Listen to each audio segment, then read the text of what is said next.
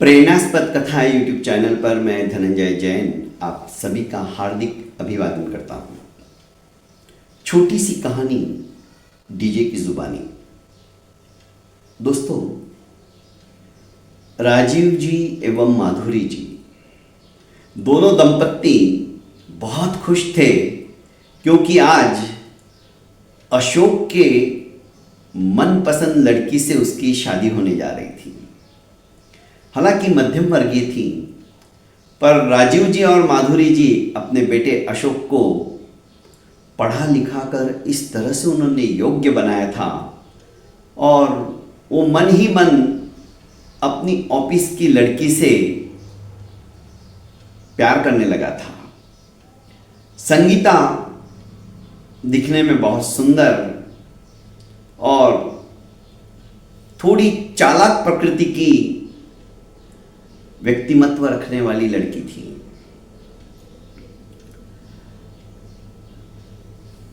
ठाट बाट से शादी संपन्न हुई,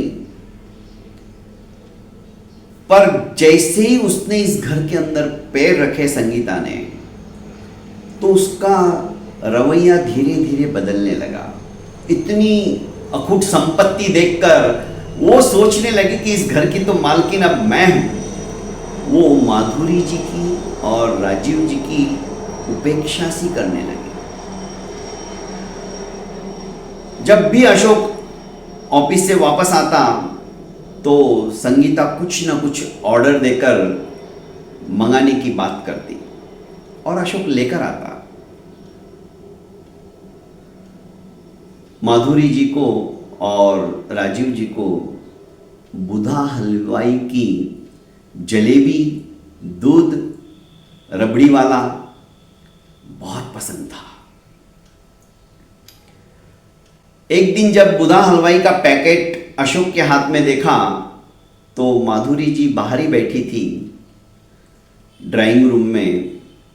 उसने कहा, अरे वाह अशोक, आज लगता है तू रबड़ी और जलेबी लाया है, वो भी बुधा हलवाई के वहां से।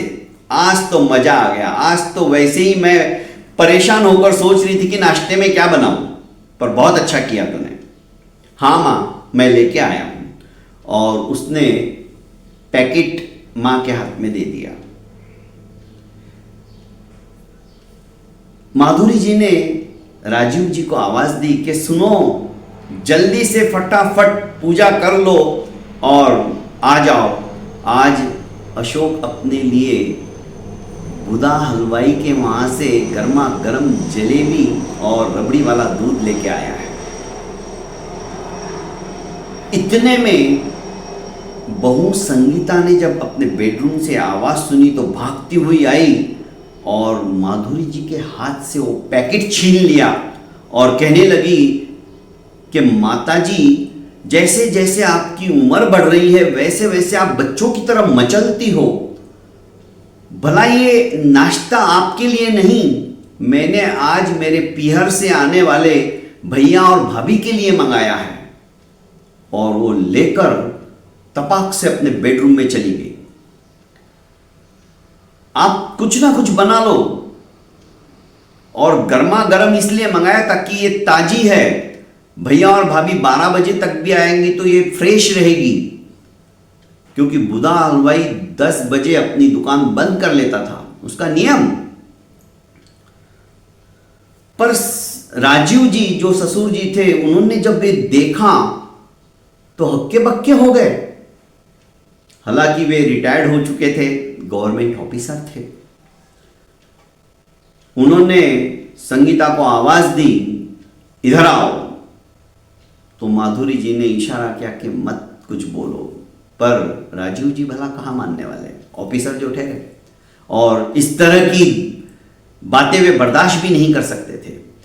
आज तक माधुरी जी ने करीब करीब 1 साल होने आ गया था विवाह हुए, पर वे कुछ कहती नहीं उसे, कहीं मेरे बोलने से बनी बनाई इनकी गृहस्थी उजड़ ना जाए। अपने बेटे को भी वो शिकायत नहीं करती थी, और बेटा एक तरह से संगीता का दीवाना था। उसके रूप और सौंदर्य के ऊपर जैसे सुगंधित फूलों को देखकर भंवरा किम कर्तव्य मूड हो जाता है, वैसी उसकी हालत थी। पर भला राजीव जी ये कहाँ सुनने वाले और समझने वाले, उन्हें ये सब पसंद भी नहीं था। अपना घर टूटते हुए वे नहीं देखना चाहते थे और बच्चियों में संस्कार देना वे अपना परम कर्तव्य समझते थे। उन्होंने संगीता को कड़क आवाज में बुलाया और कहा कि ये क्या बदतमीजी है, तुमने अपनी सासू के हाथ से इस तरह से पैकेट कैसे छीन लिया। अचानक अपने ससुर जी का रौद्र रूप देखकर संगीता सकपकाई। अशोक भी सहम गया, क्योंकि ऐसा रूप उसने अपना बचपना जब था तब देखा था। वैसे राजीव जी को गुस्सा कभी आता नहीं था, पर वे ऐसी बातें बर्दाश्त नहीं कर सकते थे। उन्होंने कहा, तुम्हारी हिम्मत कैसे हो गई? कि नहीं पापा जी, सॉरी, माता जी हमेशा खाने पीने की चीजों के लिए एकदम से मचल उठती है, इसलिए मैंने ऐसा कह दिया। अरे पर ऐसे क्यों कहा? उम्र हो गई तो क्या इंसान ने खाना पीना छोड़ देना? और भगवान की कृपा से ना तो तुम्हारी सास को डायबिटीज है, ना ही तुम्हारी सास को बीपी है, और ना ही कोई बीमारी है, फिर तुम खाने पीने के लिए इस तरह से बर्ताव कर सकती हो? आज के बाद ये सब मेरे घर के अंदर नहीं होना चाहिए। वो तो अच्छा हुआ अभी तक मैंने अशोक के नाम से कुछ किया नहीं है।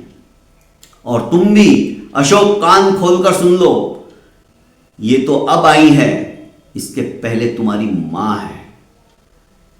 उसी ने तुम्हें पाल पोस कर बड़ा किया और इस काबिल बनाया है, ये बात कभी मत भूलना।